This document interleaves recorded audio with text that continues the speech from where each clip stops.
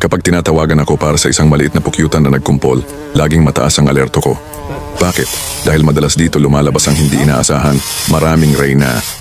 Oo, tama ang narinig mo. Minsan higit sa isa ang reyna sa isang kumpol. At kapag nangyari yan, nagkakaroon ng kakaibang drama sa kolonya. Ang unang hakbang ko ay hanapin ang reyna. Karaniwan silang pinoprotektahan ng mga manggagawang bubuyog na nasa paligid niya.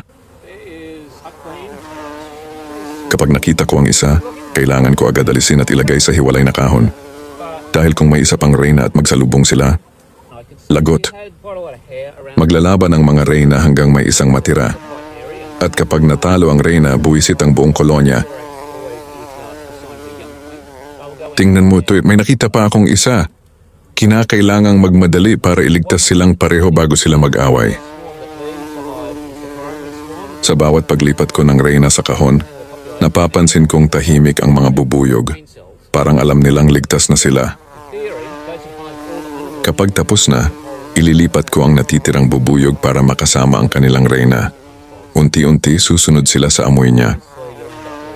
At ayan na, ligtas ang buong kolonya, walang patayang nangyari. Isa na namang araw na nailigtas ko ang maliliit na mundo ng mga bubuyog.